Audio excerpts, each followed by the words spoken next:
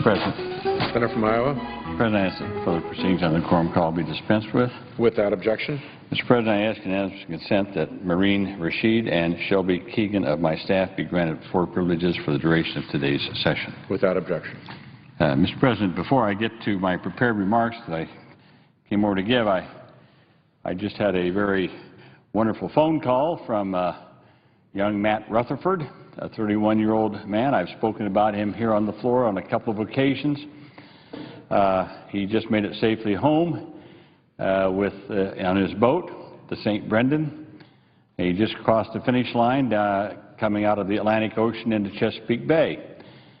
For those of you who haven't followed this,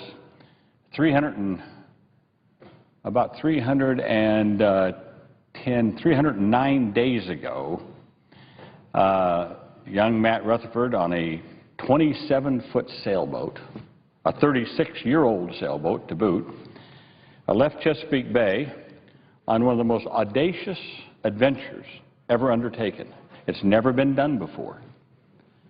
He sailed his little boat out of Chesapeake Bay, sailed it in the Atlantic Ocean up around Newfoundland, Labrador, by Greenland, sailed that little boat through the Northwest Passage from the Atlantic Ocean over to Alaska, has been certified now as the first person to ever do so, solo, in a small sailboat. Sailed around Alaska, sailed from Alaska down to Cape Horn. Now, mind you, he's by himself on a 27-foot boat. Rounds Cape Horn, comes up the east coast of South America, through the Caribbean, and back as of just a few hours ago, back into Chesapeake Bay. Solo, nonstop. All by himself, never touched land in all these days. He will set foot on land this Saturday at a homecoming in Annapolis, at the Sailing Hall of Fame dock in Annapolis this Saturday, around noontime. I'm sure it will be a big welcome for Matt Rutherford, and even more, to add frosting to the cake, sort of what he did, which is again an incredible adventure. He did it to raise funds for CRAB, the Chesapeake Region Accessible Boating, which is an organization that helps people with disabilities, including wounded warriors from our service men who have service-connected disabilities, to get them out on boats, to teach them how to sail, to let them know that they too can participate in that recreational activity. So to Matt Rutherford, who has done something that's never been done before, welcome back. Glad you're safe. Glad you made it okay. And to those of you who want to catch up on this incredible journey, I mean, think about Perry going to the North Pole. Think about Amundsen going to the South Pole. Think about Chichester sailing around the world in Gypsy Moth 4, who, by the way, stopped once. Or Joshua Slocum, who sailed around the world, first person to sail solo around the world. Think about Hillary climbing Mount Everest. These are the kinds of people that now Matt Rutherford stands alongside of. And sailing solo, and you can go to the website to catch up on it. It's www.solotheamericas.org. Solotheamericas.org. Just think about him sailing all the way around by the North Pole, all the way down, almost down to the South Pole, back up to America again, nonstop, never touched land, and never stopped, and did it solo in a small 27-foot sailboat. One of the great adventures of our time, of any time. So I'm happy that he's back and he's safe, and we'll be back on dry land this Saturday. Mr. President, as chair of the Health, Education, Labor, and Pensions Committee, I've come to the floor on a number of occasions over the last year to express my concern about the distressed state of the American middle class. I do so again today in order to share with my colleagues my ideas for how we can rebuild the middle class in America, make our economy work for those who work for a living. Over the past year, while Washington has been gripped by a fear of budget deficits, I gave speech after speech here on the Senate floor pointing out an even more serious deficit, the deficit of vision in Washington, our failure to confront the current economic crisis with the boldness that earlier generations of Americans summoned in times of national challenge. Now, by this economic crisis, I don't just mean the current economic downturn. Instead, I'm referring to the economic crisis that has taken place over the last 30 to 40 years that have resulted in a shrinking middle class, rising inequality in our country, a weakened economy, and a sense that the American dream is slipping away. Mr. President, this is the fundamental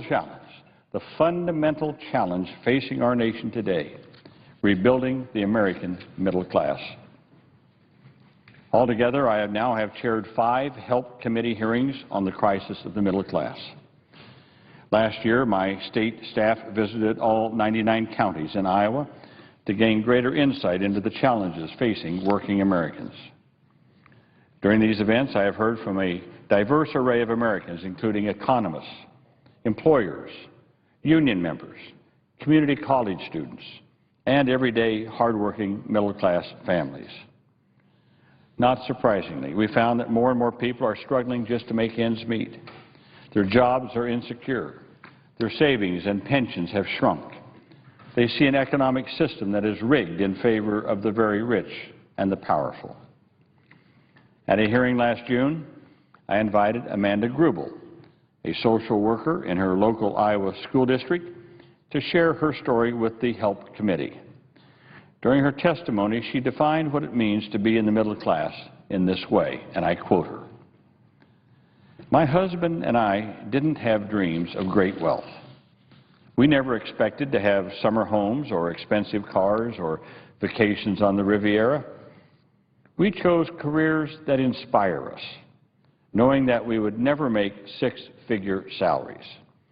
All we have ever wanted is security and a little comfort, to know that our bills are paid, our needs are met, that we can have a getaway every now and then, that our children can pursue higher education without the burden of student loan debt, and that someday we can retire and enjoy our final years together in the way we choose. When I think back over our adult lives, it strikes me that we did everything we were always told to do in order to have the American dream. We did everything that all the experts said we should do, and yet we're still struggling. When you work as hard as we have, and still sometimes scrape for the necessities, it really gets you down." That was Amanda. Unfortunately, those of us in Washington haven't listened enough to people like Amanda. People like Amanda don't feel this way because of factors like globalization or technology change. Indeed, harnessing those developments have helped to make the U.S. economy the envy of the world. Instead, the crisis of the middle class can be traced largely to unwise policy choices made here in Washington. For starters, for the last 3 decades, too many here in Washington have bought into the failed economic doctrine that says if we give more and more to the very wealthy and to the largest corporations, then prosperity will somehow trickle down to the rest of us. That idea has utterly failed to work for the American people. It's time we got back to policies that are premised on how our economy really works. A strong, vibrant middle class with money in their pockets to spend drives the economy forward because, very simply, businesses won't make things if they don't have any customers. As Mr. Nick Hanauer, a very successful private sector investor, put it in a recent Business Week column, quote, "Rich business people like me don't create jobs. Middle-class consumers do, and when they thrive, U.S. businesses grow and profit," end quote. So what is the best way forward? Instead of the slash-and-burn approaches of the past year and the failed economic doctrine of the past few decades, we need a way forward that rebuilds the middle class by reflecting the hopes and the can-do spirit of the American people, people like Amanda Grubel. To meet the great challenge of our day, restoring and revitalizing the middle class. After having a number of hearings last year, as I said, and countless visits with people throughout my state, I recently introduced sweeping legislation called the Rebuild America Act. It now has a number, Senate File 2252. This legislation provides comprehensive solutions to rebuilding the American middle class. Some will say it's too bold and too ambitious, but I disagree. The sweep of this legislation is commensurate with the extraordinary challenge that it addresses.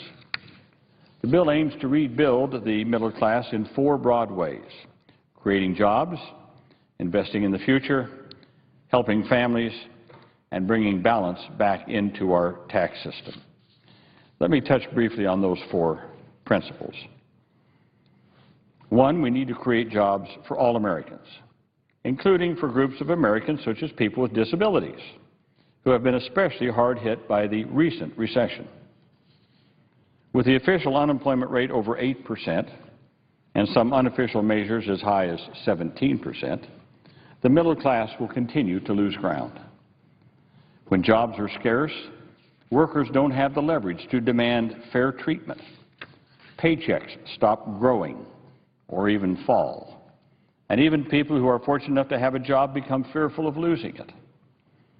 People have less discretionary money in their pockets or the confidence to spend it.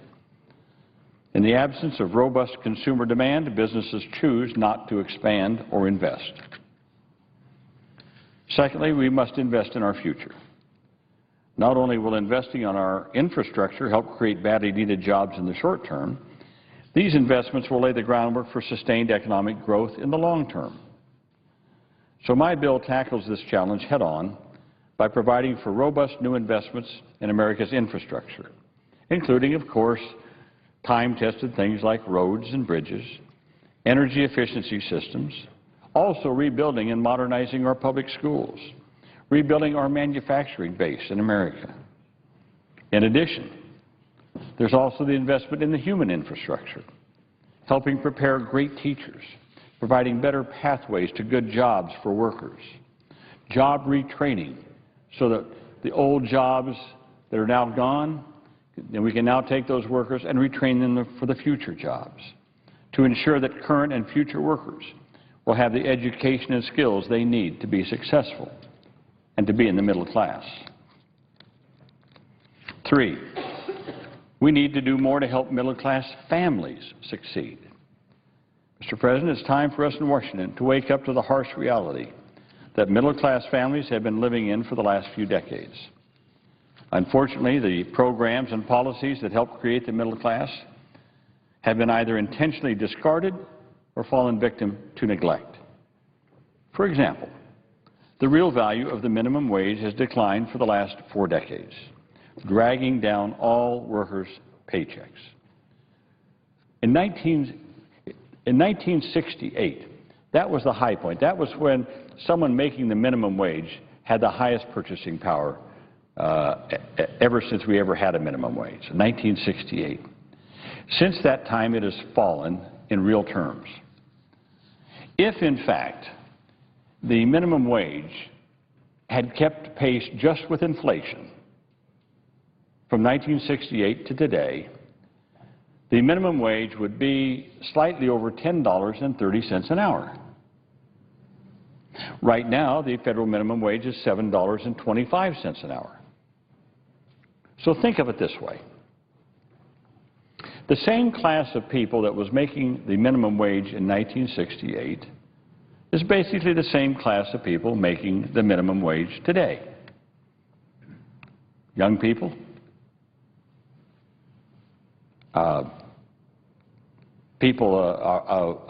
minorities, people in businesses that are just starting out, people that aren't highly educated, new immigrants to this country, for example. So the same kind of people that were making the minimum wage then are the same kind of class of people making the minimum wage today. But think about it this way. That same class of people today has a 30% less buying power than that same class had in 1968. 30% less. 30% less. Think about that. That same person making the minimum wage today is making 30% less than his or her counterpart in 1968. So what my bill does is basically, over a stage, raise that minimum wage and then peg it to inflation in the future so we don't have that erosion again in the future. Also, families and workers have seen basic rights, such as the right to organize and to bargain collectively, eroded. It's harder and harder and harder all the time for people to organize and join a union in this country. The right to overtime pay has been eroded under the Fair Labor Standards Act. So a lot of these things have been eroded by misguided regulations, bad court decisions, and years of lax enforcement. Now, the fourth part of the bill is essential that we put balance back into the economy through a balanced tax system that will help reduce our deficit, get our fiscal house in order over the longer term. To do so, among other provisions, my bill includes a tax on Wall Street trades, often called a financial transaction tax, at just 3 cents per $100 in trade value. That would raise $350 billion over 10 years. Now, again, you might say, well, is this something new? No, we had a transaction tax, a financial transaction tax in this country until 1966. And it was done away with. Well, that's, again, one of the reasons why we have seen this terrible inequality grow in our society, where more and more of our wealth goes to fewer and fewer people. A small transaction tax would do two things. It would raise money. It would also discourage a lot of the spinning and the churning of transactions on Wall Street, whereby some of these traders make hundreds of thousands of dollars a day, mega millions of dollars a year, but not really adding much to our economy at all. So a small transaction tax. In addition, the bill requires high-income taxpayers to pay their fair share. Well, sort of like the Buffett rule that the present occupant of the chair, the distinguished senator from Rhode Island, championed the other day, that we voted on here. And it got voted down on party lines. I don't understand this. That we can't even ask those who have the most in our society to pay their fair share. Well, just because we lost the vote on the Senate floor the other day doesn't mean we have to give up on it. I'm sure that the senator from Rhode Island, Senator Whitehouse, is going to continue his efforts, as he always has, to make sure that we have more fairness in our tax system. And so that's in our bill also. Restoring balance and fairness to the tax code is critical to the success of our economy, and it's critical to the rebuilding of the middle class in America.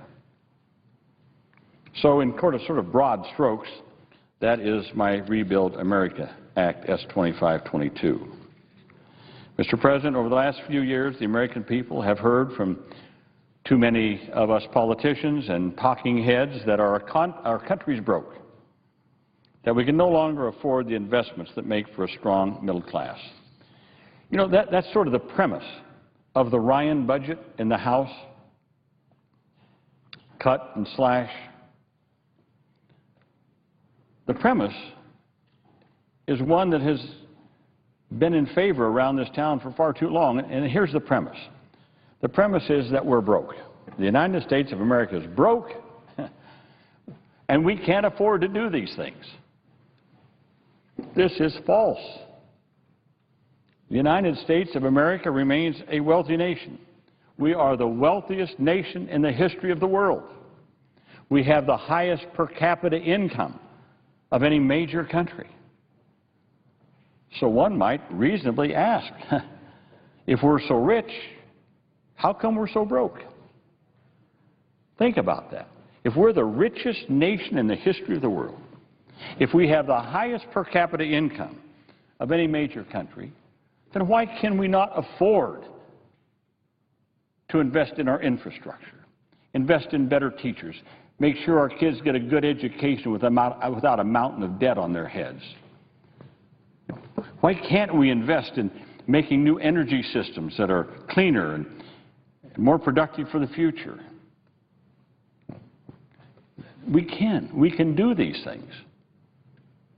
Now, the problem is not that we're broke. The problem is that because of actions or inactions by this government over the last 30 years, America's wealth has not been spread among our people in a reasonable way. The wealth has been concentrated in fewer and fewer and fewer and fewer hands. And the middle class, in the meantime, has been decimated. I submit there can be no sustainable economic recovery to America, no sustained return to fiscal balance without the recovery of the middle class. And that is exactly the aim of the Rebuild America Act. It's comprehensive, yes. It's ambitious, of course. But it rises to the challenge of our time. So I urge my colleagues to join me in advancing this legislation and doing all we can to restore the American middle class. It is the fundamental challenge of our time. Mr. President, with that, I yield the floor. Note the absence of a quorum. The clerk will call the roll. Mr. Akaka.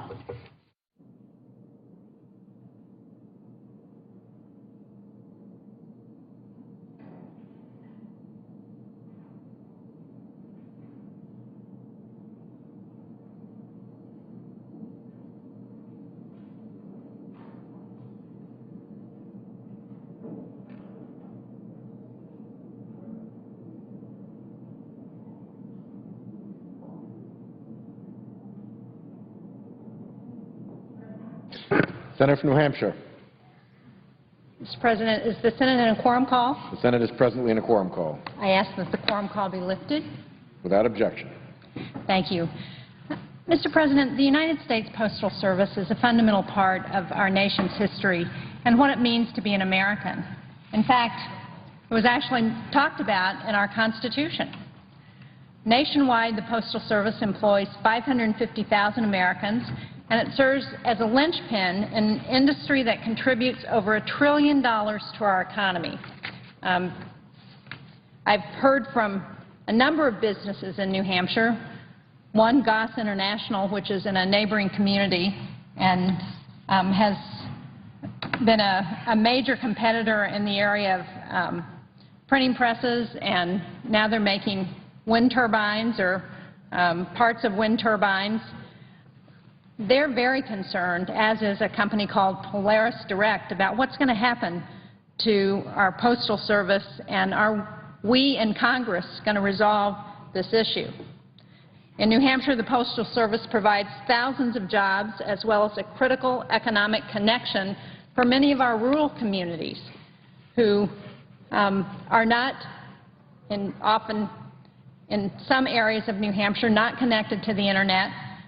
So they don't have high-speed broadband, and the Postal Service is their connection with much of outside commerce and community. Today, as we know, the Postal Service is facing a fiscal crisis that threatens its future. We should all be concerned about draconian proposals that seek to slash 220,000 good jobs, close 3,700 post offices, and make mail delivery slower across America. The bill before us today attempts to avoid the worst of these outcomes, and I want to commend all of the bipartisan managers of this legislation, Senator Lieberman, Senator Collins, Senator Carper, for their tireless work to save the United States Postal Service. I was proud to join a group of 28 senators who pushed for important changes to the bill in an attempt to better protect rural post offices, to develop new sources of business and maintain the reliable and timely service Americans have come to expect. Some of these changes have been incorporated into the legislation, and I think they are an important step toward improving it. Now, with that said, I think we have more work to do, and I know that there are a lot of people in this body who would like to see us debate a number of amendments related to the bill and try and make changes to improve the work that's already been done. Rural communities rely on the Postal Service, and I think Congress and this Senate should improve the legislation to make sure that people have a real voice in the process when their post office is threatened. But if we don't act, the Postal Service could go bankrupt, or it could be forced to make devastating service cuts. And so while this legislation isn't perfect, I would urge my colleagues to vote for cloture tomorrow so that we can consider relevant amendments and we can make sure that this important American institution, the U.S. Post Office, is saved for all of Americans who so desperately need the services that it provides. Thank you very much, Mr. Chairman, or Mr. President. I yield the floor. Mr. President. Senator from Georgia. Mr. President, I'd ask unanimous consent to address the Senate as if in morning business. Without objection. Mr. President, I rise today to speak to the Senate, but in a broader sense to the American people, and in particular the young people of America. An Internet posting went viral a few weeks ago by a group called Invisible Children. It was about Joseph Kony in Uganda and the Central African Republic and the Congo and the South Sudan. As a member of the Africa Subcommittee of the Foreign Relations Committee and one who travels to Africa quite frequently, I have just returned from a trip to meet, in part, with our special forces and U.S. advisors that have been deployed in those countries to help assist in the search for Joseph Kony. I'd like to share with the Senate the information about what America is doing, what Joseph Kony has done, and how important our commitment is to Central Africa to see to it that this evil man is brought to justice. Joseph Kony is under indictment by the International Criminal Court today. But for 26 years he has roamed Central Africa with his Lord's Resistance Army, killing, raping, and maiming the African people. By some estimates, Joseph Kony has abducted 66,000 children into his army or as young women into sex slaves. He has displaced over 2 million Africans into camps, and they've had to be displaced because their villages were destroyed, their families were disrupted. And he has killed untold tens of thousands of people. He is by all stretch and by all imagination an evil person. Invisible Children's posting, which went viral on the Internet, has caught the attention of America's youth because they've seen the damage that's been done to the youth of Africa, and they want to know what is it America is doing. And I'm proud today to include in my remarks what America is doing and has been doing even before the posting went viral on the Internet and most people didn't know who Joseph Kony was.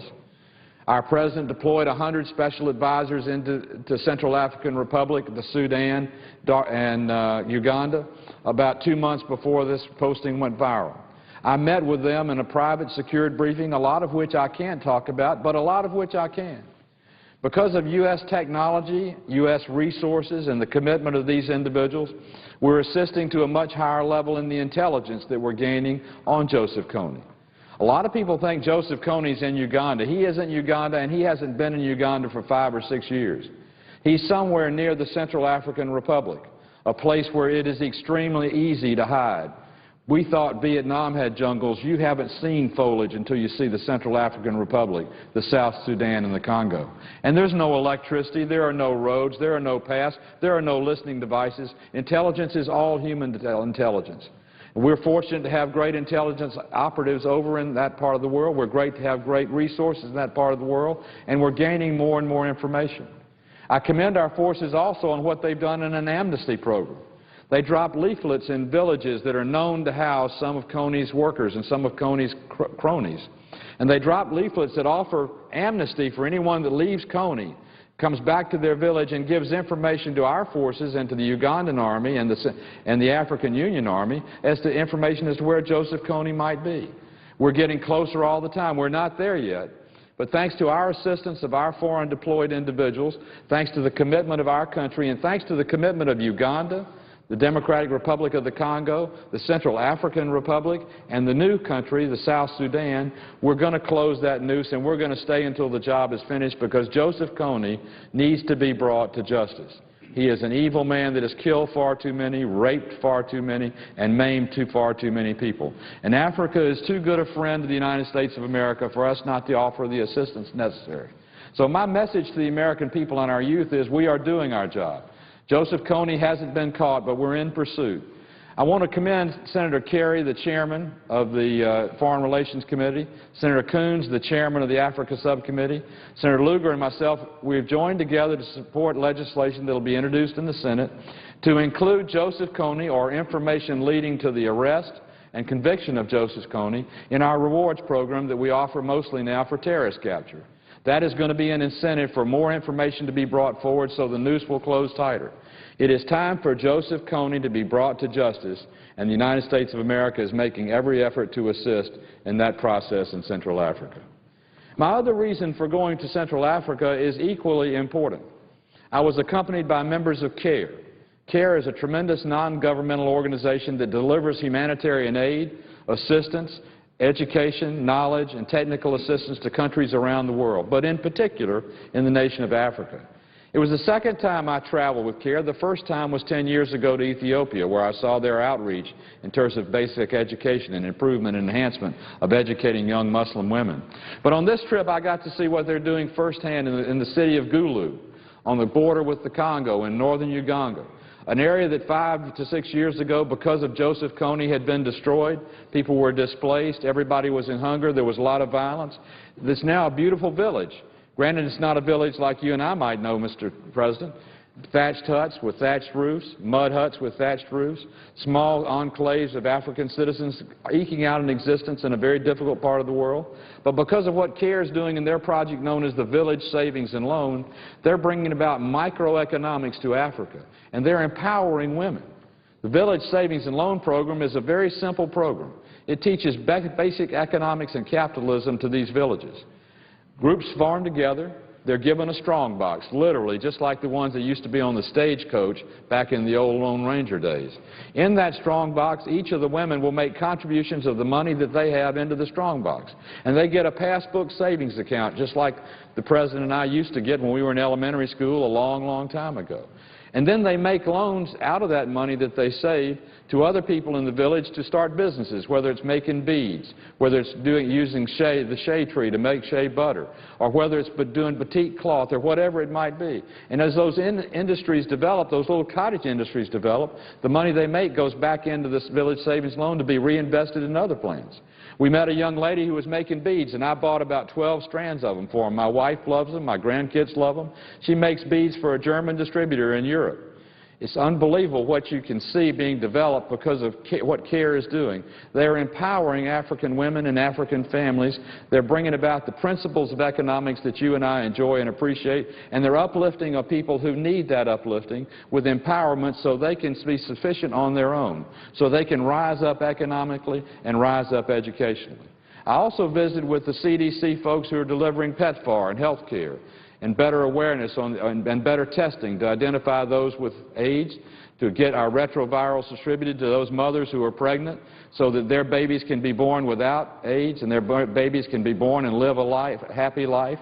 One of our great challenges now in Africa used to be the challenge was to what we did with all the children who died because they were born to a mother with AIDS. Now what we do is see what we can do to keep them through their life because they live a normal and happy life, and their mother, although infected with AIDS because of the retrovirals and United States technology and the CDC, are providing with them a lifetime of drugs and opportunity to live as normal and productive a life as entirely possible. So it was great to go with CARE and great to see U.S. tax dollars that are deployed in helping uplift a nation, uplift a people, help solve the greatest scourge on the continent, which is AIDS and its spread, and help people to be able to reinvest in themselves. So CARE is a great non-governmental entity in our country that happens to be housed in my state of Georgia that's helping all over the continent of Africa, and they're empowering women, they're empowering African citizens, and they're making their plight and their life better, and they're reducing the amount of federal assistance we'll provide in years to come because they will be more productive, which is the payback you want to see on foreign assistance dollars when they're invested. And as far as Joseph Kony is concerned, America knows he's a bad man. America knows he's indicted by the International Criminal Court, and America is making an investment of our intelligence and our manpower to assist the Central African Republic, to assist Uganda, to assist the Congo, and to assist the South Sudan to pursue Joseph Kony until he is captured. He needs to be brought to justice for the evil and the terror he has contributed to the continent of Africa. And I was proud to go and see, Mr. President, America's investment of our best, our men and women in harm's way, there in Africa, looking for Joseph Kony and providing the assistance necessary to bring him to justice. Mr. President, with that said, I yield the floor and note the absence of a quorum. I don't note the absence of a quorum. I recognize the senator from Ohio. Senator from Ohio. Hey, Mr. President, thank the senator from Georgia. Senior Senator from Georgia. I so appreciate Senator Isaacson's comments about international health, and he is lucky enough to represent the Centers for Disease Control, which is one of the great organizations in human history that has made such a difference in health care for low-income people in this country and around the world, and frankly, not just low-income people, but for what we call public health in this country. And few achievements greater than the achievements of public health, whether it's eradicating smallpox internationally or we're both old enough, as the presiding officer may not quite be old enough, but Senator Isaacson and I are old enough to remember kids that we knew from grade school that were afflicted with polio, and the fear of every parent that their child might get polio. And it's the Centers for Disease Control and the public health system in this country which removed that threat with the Salk and saving vaccines and all that. I thank the senator from Georgia. Mr. President, I rise briefly today for just 4 or 5 minutes to talk about one way that companies in my state grow and create jobs, and that is by selling their products around the world. We know President Obama set a goal to double exports from the United States in the next 5 years. I'm part of the President's Advisory Council. There is a handful of senators and a few members of the House of Representatives who are part of this advisory committee with many of the many business leaders in this country, CEOs of large companies and presidents and CEOs of small companies, small businesses too, to advise the President to work on this. Earlier today, I joined with Fred Hochberg, who's President of the Export-Import Bank of the United States, and Eric Birkeland, President of the Ohio Manufacturers Association in Columbus, to discuss the need to reauthorize the Export-Import Bank. Ohio has had quicker increases in job growth than other states. We are coming back. Our unemployment rate is now lower than the national average. It's still far too high. There are far too many Ohioans that want to work that can't find jobs. There are far too many Ohioans who have jobs but aren't working full-time or whose pay has been cut or is stagnant. We know the manufacturing sector nationally has gained back some 470,000 jobs since January 2010. To put that in a little historical perspective, for 12 years in this country, from 1997 into 2010, for 12-plus years, we saw manufacturing job loss in this country every single year from the year before. Fewer factories, fewer workers in manufacturing. But since early 2010, we have seen almost every single month in Ohio and across the country, we've seen job growth in manufacturing. Not enough. It's positive, but we're not clearly out of the woods yet. I fear we take a step back if Congress fails to reauthorize the Export-Import Bank. We know that Ohio manufacturers, we know that small businesses from Zanesville to Springfield, from Ashtabula to Toledo, that small businesses can compete, American manufacturers compete with anyone in the world if there's a level playing field. We know how to make things in Ohio. When we stamp "Made in Ohio" on a product, it's a sign the item was made with pride by some of the most efficient, progressive companies in the world and some of the best workers in the world. But exporting's tough, especially for small businesses. Fewer than 1% of the nation's 25 million small businesses export their products. Very few small businesses are able to export for a whole host of reasons. I hear from small business owners who want to expand. They want to get access to foreign markets, but they can't secure private financing due to the credit risks associated with some overseas investments. One of the most important resources to help small business and mid-sized manufacturers is to boost their exports. To help them boost their exports is the Export-Import Bank. EXIM's mission is simple. It facilitates exports. It contributes to job creation in the United States. It does it through loans, through guarantees, through insurance. It fills in gaps in trade financing at no cost to taxpayers. The private market, the market sometimes doesn't deliver in these situations. The Export-Import Bank can fill in some gaps and help companies that have the ability to grow and export to actually do that. The EXIM Bank generates revenue to the U.S. Treasury, yet despite this record of success, exports and jobs are at stake because Congress cannot agree to EXIM reauthorization. The EXIM Bank's lending authority expires May 31st. We know that companies that export products create jobs, pay higher wages, and are more likely to be able to remain in business. Export-supported jobs linked to manufacturing already account for an estimated 7%, 1 out of 14 of Ohio's total private sector employment. So 1 out of 14 Ohio workers is linked to export. More than 1/4 of manufacturing workers in Ohio depend on exports for their jobs, the 8th among the 50 states. But we need to do a better job in ensuring that America's small businesses have access to that global market. The Export-Import Bank helps. It provides credit that otherwise wouldn't be available to turn export opportunities for businesses into increased jobs, higher wages, increased sales. In 2011, the bank worked with almost 100 Ohio businesses to support more than $400 million in export sales. According to the National Association of Manufacturers, EXIM supports 290,000 export-related jobs. More than 85% of EXIM's transactions supported small businesses last year. Renewing the bank's charter should be a cause that all senators support. Just like the 25 times the Senate overwhelmingly reauthorized the agency since its establishment in 1934. Think about that.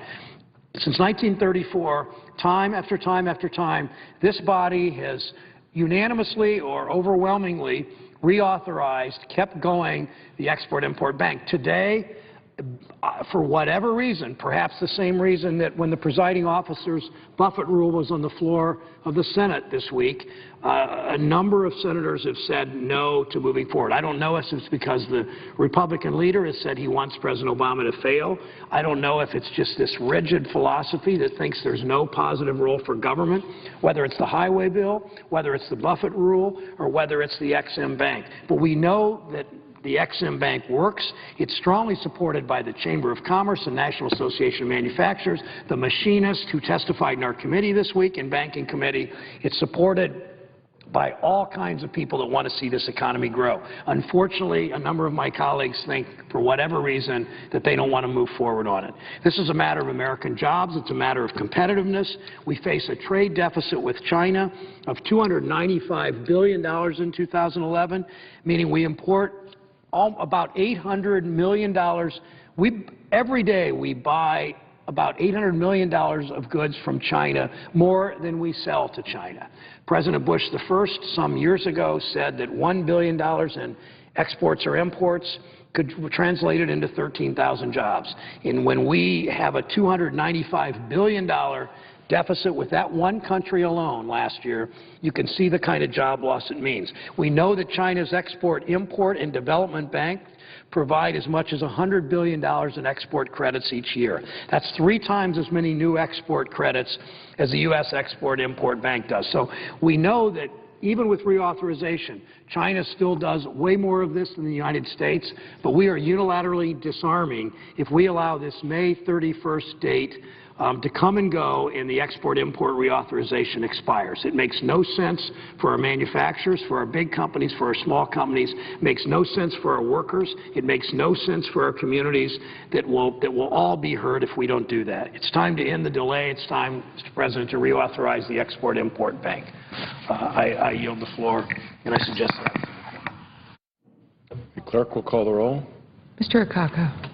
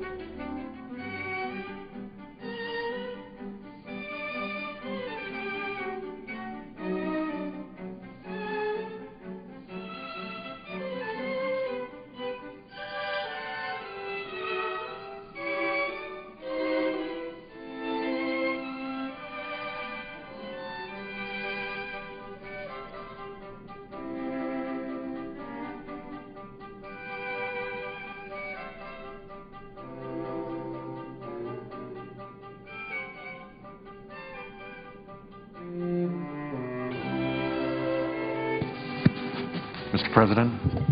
The senator from Rhode Island. Mr. President, may I ask that the pending quorum call be lifted? Without objection. Thank you, Mr. President. First, I want to thank my colleague, Senator Cardin, and just recently Senator Brown of Ohio for referencing the highway bill. The state of play on that at this point is that the House has just passed another extension.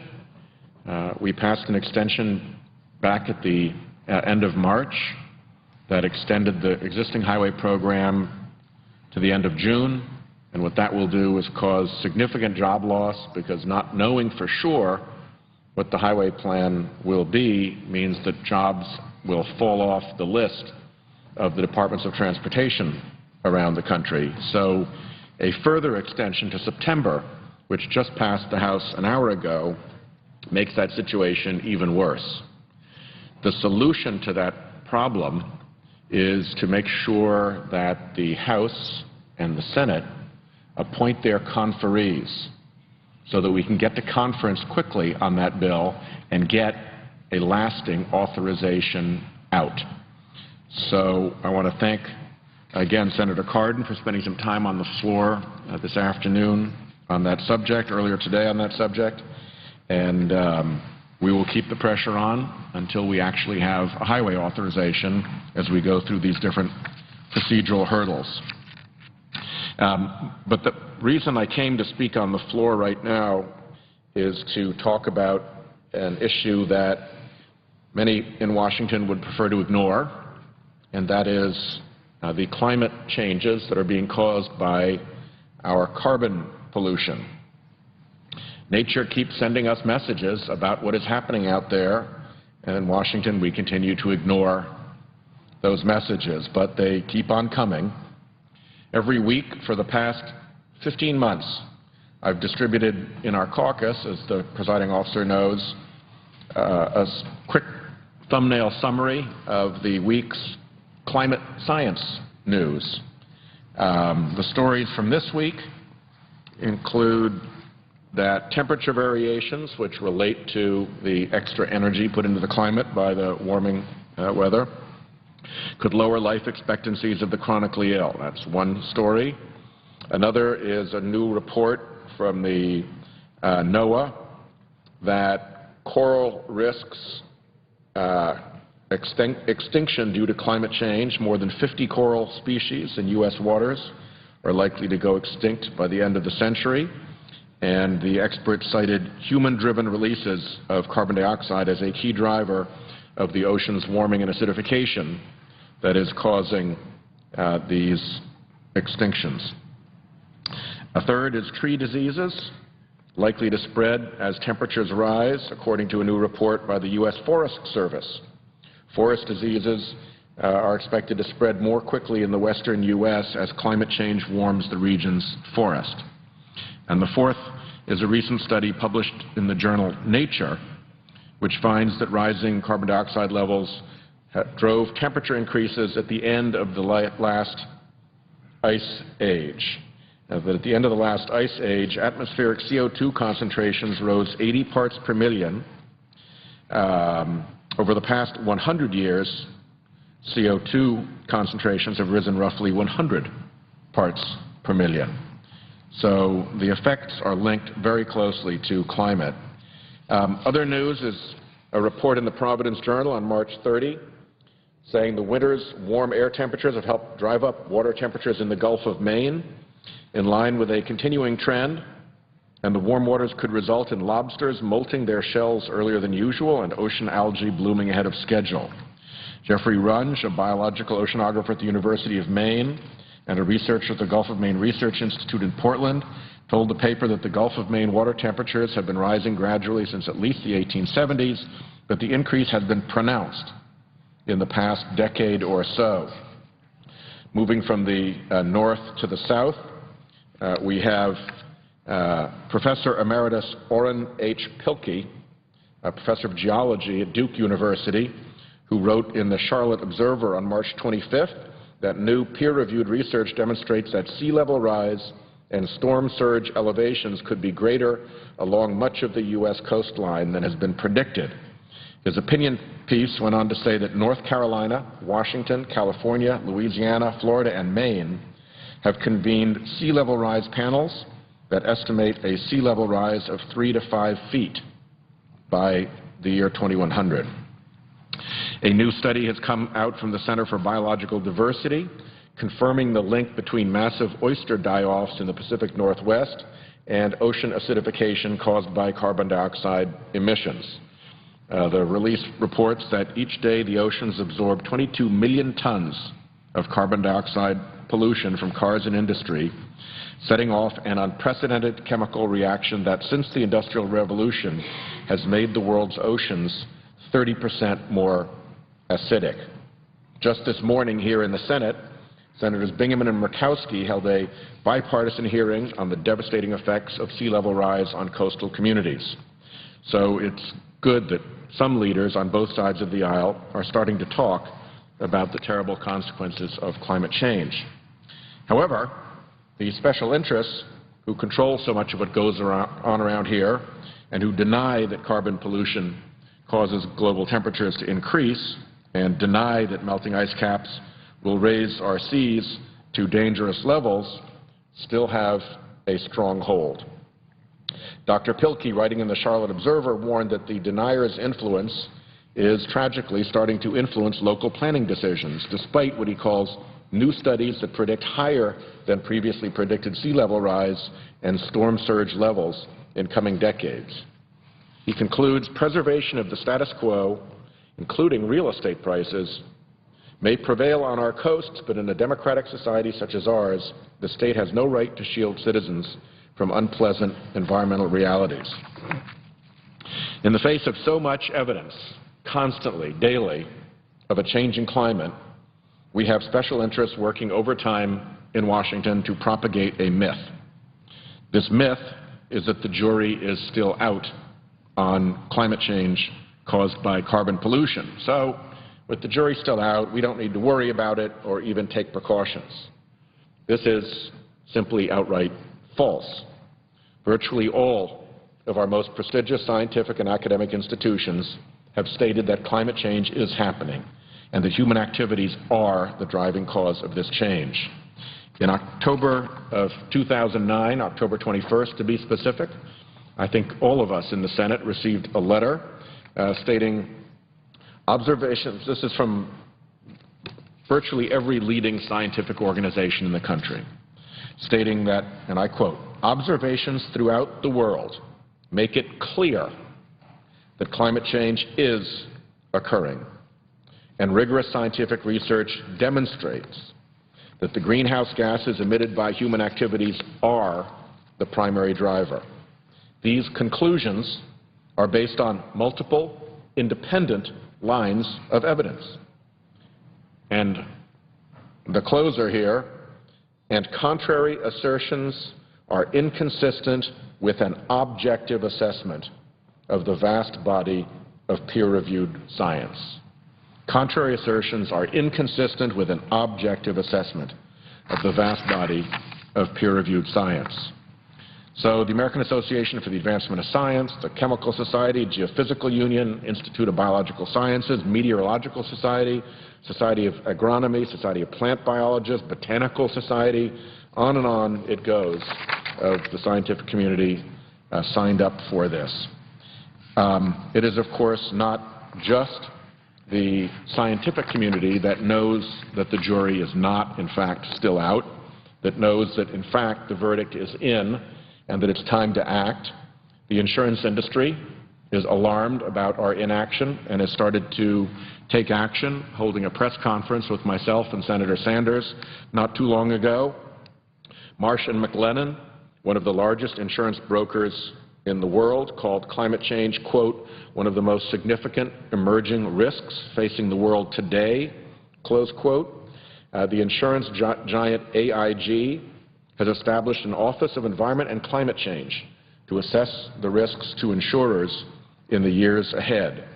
It's not just the insurance industry, it's our intelligence community, It's our military services, many of our electric utilities, some of our biggest capitalists and investors all recognize that the jury is not still out, that in fact the verdict is in, and that we should act. Unfortunately, Governor Romney once wrote that I believe that climate change is occurring. I also believe that human activity is a contributing factor. Under the pressure of the Republican primary, he has changed his views and now claims we don't know what's causing climate change on this planet. Well, that runs contrary to the evidence. More than 97% of the climate scientists most actively involved in publishing on this issue accept that the verdict is actually in on carbon pollution causing climate change and oceanic changes. 97%. Think of that in terms of your own life if you were relying on expert opinion. If you had a child who was sick and you went to a doctor and they said, you know, she's pretty sick and she needs treatment, and you thought, well, let's be prudent, let's get a second opinion. And on you went and got a third opinion and a fourth opinion.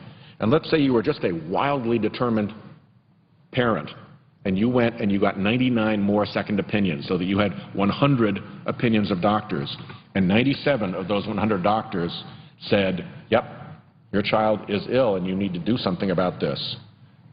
How foolish would you be if you did not pay attention to the 97% and you allowed the 3% to sway your judgment and not take action to protect your child? Well, it looks like Governor Romney is with the 1% when it comes to the economy for the middle class, and he is with the 3% when it comes to the science of carbon pollution. This is really not very debatable stuff. The basic principle that carbon dioxide traps heat in the atmosphere and traps more of it as its concentration increases was determined in 1863, at the time of the American Civil War. There's nothing new about this. In the early 1900s, it became clear that changes in the amount of carbon dioxide in the atmosphere could account for significant increases and decreases in the Earth's annual average temperatures, and that carbon dioxide released from what we call anthropogenic sources, man-made sources, primarily then the burning of coal, would contribute to these changes. This is well-established stuff. And the effects are measurable. Over the last 800,000 years, until very recently, the atmosphere stayed within a bandwidth of 170 to 300 parts per million of carbon dioxide. 170 to 300 parts per million. That's the bandwidth. And that's a measurement. That's not a theory. We know that. We can find ancient bubbles in ancient ice and measure, and there are different ways that scientists do this, but it is measurement. Since the Industrial Revolution, we have burned carbon-rich fuels also in a measurable way. And now we know that we burn up to 7 to 8 gigatons a year. That's the release. And a gigaton is, by the way, a billion with a B metric tons. So when you release that enormous amount of carbon into the atmosphere, it's predictable that it would have a result, and indeed it is having a result. We now measure carbon concentrations climbing in the Earth's atmosphere. Again, a measurement, not a theory. The present concentration exceeds 390 parts per million. So for 8,000 centuries, we were in a bandwidth between 170 and 300 parts per million, and in recent years we veered out of that bandwidth. We're at 390 parts per million and climbing. The increase that we're on has a trajectory. Nothing very new about plotting trajectories either. Children do that in school. Soldiers do that in the field. Corporations do that to plan their businesses. Scientists do that. We do this every day. If you follow the trajectory of our carbon pollution, it predicts 688 parts per million at the end of this century and 1,097 parts per million at the end of the next century. Those carbon concentrations are not just outside the bounds of 8,000 centuries, but of millions of years. And it's coming home to roost, particularly in our oceans, which is a matter of real concern to me as a senator from the ocean state. In April of last year, a group of scientific experts came together at the University of Oxford to discuss the current state of our oceans and their workshop report stated, human actions have resulted in warming and acidification of the oceans and are now causing increased hypoxia. That's when there's not enough oxygen in the water to sustain life. Studies of the Earth's past indicate that these are the 3 symptoms associated with each of the previous 5 mass extinctions on Earth. We experienced 2 mass ocean extinctions 55 and 251 million years ago. Last year at Brown University in Providence, Rhode Island, paleobiologist Jessica Whiteside published a study demonstrating that after the earlier extinction, 251 million years ago, it took 8 million years for plant and animal diversity to return to pre-extinction levels. And we also know that in the lead-up to those extinctions, scientists have estimated that the Earth was emitting carbon into the atmosphere at the rate of 2.2 in the first one and 1 to 2 gigatons of carbon per year, respectively. You'll recall that we're currently releasing it at the rate of 7 to 8 gigatons per year. So we are taking some very dangerous chances with our planet. We have very solid information that is the product of measurement and not theory about the changes that are already underway, and it is a continuing disgrace that in this building and in this chamber we are unable to do anything about this issue because of the continuing power of a small group of special interests that are controlling the debate, that are interfering with progress, and that are putting us all at risk. Mr. President, I thank the Chair. I yield the floor. I note the absence of a quorum. The clerk will call the roll. Mr. McCauley.